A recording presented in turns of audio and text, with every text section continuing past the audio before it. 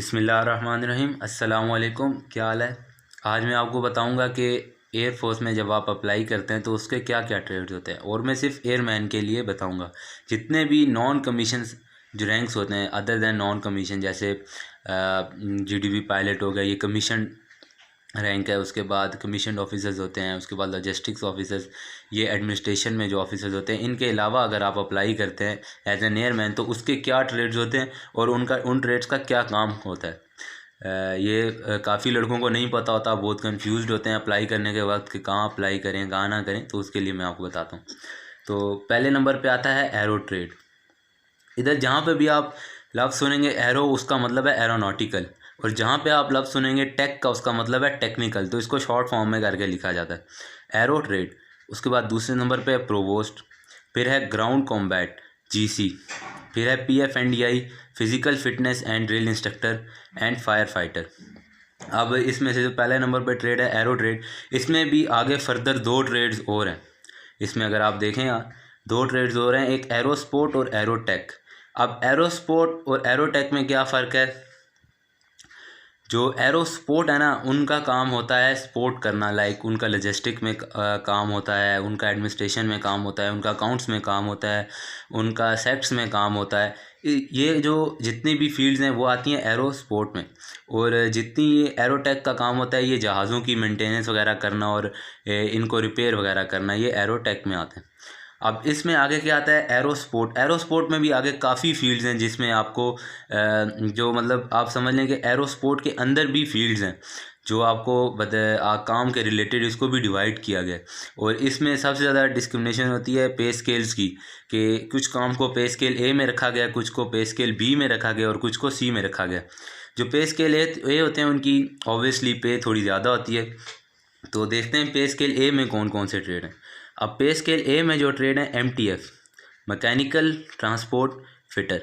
इनका काम दरअसल ये होता है कि ये जितनी भी मिलिट्री व्हीकल्स होती हैं उनकी रिपेयरिंग करना, उनकी देखभाल करना, ये एमटीएफ वालों का काम होता है। ये मैकेनिकल ट्रांसपोर्ट फिटर इसको कहा जाता है। उसके बाद आईटी से आप नाम से ज़ाहिर होगा, information technology, computer related every work is IT इसको डील करता है। अगर आप सिलेक्शन सेंटर जाते हैं, आपने देखा होगा सिलेक्शन सेंटर में, तो वहाँ पे जो टेस्ट देने के लिए जो कंप्यूटर्स होते हैं उनको मैनेज करना, उनके अंदर सॉफ्टवेयर इंस्टॉल करना, उनके अंदर कोई प्रॉब्लम है उसको ख़त्म करना, वो ये आईटी वालों का काम होता है। आप उनसे पूछ भी लीजिएगा, वो आपको बताएंगे उनका क्या ट्रेड है, वो आईटी ही बताएंगे। उसके बाद आता है लॉजिस्टिक।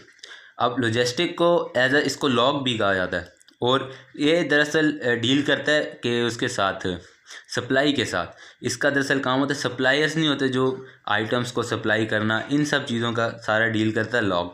फिर उसके बाद आता है metal worker. The metal worker दरअसल इसका काम होता है मेटल्स के साथ, नाम से ज़ाहिर होगा मेटल्स का काम होता है मेटल्स के साथ डील करना। लाइक आप बहुत आसान सी इसकी इमेज बना लें कि वेल्डिंग टाइप, आप समझ रहे हैं ना, वेल्डिंग टाइप काम होता है इन मेटल वर्कर का। अगर आपका मेटल वर्कर अगर ट्रेड एक है तो वो मेटल की क्वालिटी को चेक करके बता सकता है कि मेटल की क्वालिटी कैसी है, फिर वो लॉजिस्टिक वालों को बताएगा कि इसको ख़रीदें ना ख़रीदें, दैट्स ऑल। बट ऐसा काम होता है। फिर उसके बाद आता है रिडार ऑपरेटर। अगर आप देखें रिडार ऑपरेटर, नाम से ज़ाहिर है कि जो रिडार को ऑपरेट करेंगे, जो रिडार पर बैठेंगे और सिग्नल्स देंगे आगे के क्या चल रहा है, कौन सा जहाज़ हमने डिटेक्ट किया है, कौन सा जहाज़ नहीं डिटेक्ट किया, जो डिटेक्ट किया है वो अपनी ही फ़ौज का है कि नहीं। अच्छा, फिर उसके बाद रिडार ऑपरेटर के बाद एक और आता है लाइफ सेविंग इक्विपमेंट। इनका दरअसल काम होता है कि लाइफ सेविंग से रिलेटेड इनका काम होता है। आप इसका अंदाज़ा ऐसे लगा रहे हैं कि खुदा ना खास्ता जहाज़ में कोई मसला आ गया, वो हवा में था और पायलट को इजेक्ट करना पड़ जाता है, तो वो पायलट जब इजेक्ट कर लेगा तो वो अपनी जान कैसे बचाए, सरवाइव कैसे करे, तो ये सारा काम लाइफ सेविंग का होता है। तो उसके बाद होता है ग्राउंड सिग्नल ऑपरेटर।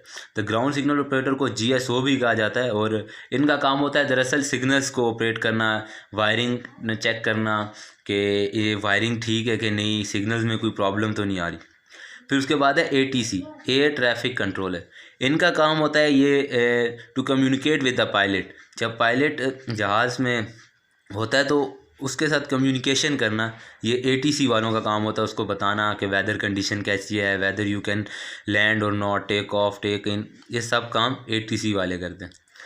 कम्युनिकेशन करना पायलट के साथ। फिर आ जाता है पे स्केल बी। अब पे स्केल बी में है एक ही ट्रेड है, वो है met assistant. Met assistant is दरअसल वेदर फोरकास्ट। इसमें वेदर फोरकास्टिंग होती है, वेदर्स की रिपोर्ट बनाना, सब कुछ ये मेट असिस्टेंट करता है। उसके बाद पे स्केल सी। अब पे स्केल सी जो है, इसमें एक ट्रेड है medical, as you all know. Accounts, नाम से जाहिर है अकाउंट्स रिलेटेड सारा काम। उसके बाद सेक्ट असिस्टेंट, इनका दरअसल काम होता है पोस्टिंग्स के साथ, पोस्टिंग रिलेटेड इनका काम होता है सेक्ट वालों का। उसके बाद जीसी द ग्राउंड कॉम्बैटर्स, जो मैंने आपको फर्स्ट में बताया था। और फिर उसके बाद प्रोवोस्ट। अब जीसी प्रोवोस्ट इनके लिए आपको लादा अप्लाई करना पड़ता है। PFNDI physical fitness and drill instructor, इसके लिए भी लादा अप्लाई करना पड़ता है। और फायर फाइटर FF, इसके लिए भी लादा अप्लाई करना पड़ता है। अब बात यह है कि जीसी जो होते हैं, इनका काम होता है कॉम्बैट करना, लड़ना। लाइक ये यूनिट्स के अंदर, बेस के अंदर पेट्रोलिंग वगैरह करते हैं। जिस तरह आप ये समझ लें कि पाक आर्मी में इन्फेंट्री का रोल होता है, उसी तरह पाक एयरफोर्स में जीसीस का रोल होता है। उसके बाद आता है प्रोवोस्ट। प्रोवोस्ट भी सी स्केल है और इनका काम होता है पुलिस। लाइक ये PF की पुलिस होती है इनका। जैसे पाक आर्मी में MP वाले होते हैं, उसी तरह एयरफोर्स में प्रोवोस्ट वाले होते हैं। इनका काम ज़्यादातर गेट्स पे होता है। गेट्स पे चेकिंग करना, किसको अंदर आने देना है, किसको नहीं आने देना, गेट क्लोज हैं, सिक्योरिटी वगैरह करना, ये इनका काम होता है। उसके बाद आ जाता है physical fitness and drill instructor.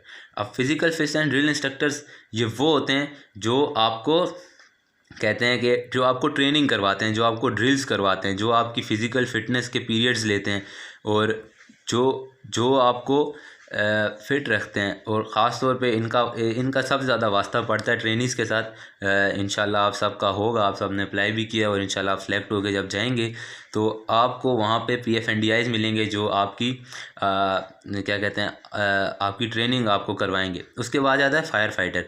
The fire fighter, you all know, जब भी आग लगेगी तो ये फायर फाइटर ट्रेड काम करेगा।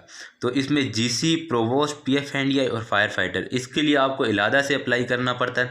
और अगर आप एरो ट्रेड में अप्लाई करते हैं तो उसमें फिर आपका ट्रेड लगेगा एरो स्पोर्ट लगेगा। तो उसमें से ये जो मैंने अभी आपको ट्रेड्स बताए हैं, पे स्केल A, B और C, इनमें से कोई एक ट्रेड लगेगा, सिवाय GC, प्रोवोस्ट, PFNDI और फायर फाइटर के अलावा। और अगर आपका एरो ट्रेड में आपने अप्लाई किया और आपका एरो टेक लग गया है, एरोनॉटिकल टेक्नीशियन लग गया है, तो उसके भी ट्रेड्स मैं आपको बताता हूँ। अच्छा, अब एरो स्पोर्ट का हो गया था, अब एरो टेक। अब एरो टेक में, एरो स्पोर्ट में ये सीन था कि तीन जो थे वो स्केल्स थे, पे स्केल A, B और C। बट एरोटेक की अच्छी बात यह है कि इनके जो पे स्केल्स होते हैं वो सिर्फ A ही होता है, इनका कोई B और C पे स्केल नहीं होता है। इनके सारे ट्रेड A स्केल के होते हैं, और जो पे स्केल A होता है उसमें आ जाता है avionics air, avionics ground, engine, electrical, engine fitter, इसका नाम है इंजन फिटर। फिर उसके बाद है इलेक्ट्रिकल, फिर optics and electric fitter and air frame. ये सारे ट्रेड जो हैं ये एरोटेक के हैं। और इसमें अगर आपकी एरोटेक में, एरो ट्रेड के बाद अगर आपका एरोटेक लगता है तो आपका ये होगा आपके साथ, इनमें से कोई एक ट्रेड आपका लगेगा। If you have any further queries, you can comment below, and you can also suggest me the topics for the next video. And do share it, do like it, and do subscribe my channel, and इसको share ज़रूर करें ताकि सबका फ़ायदा। Thank you.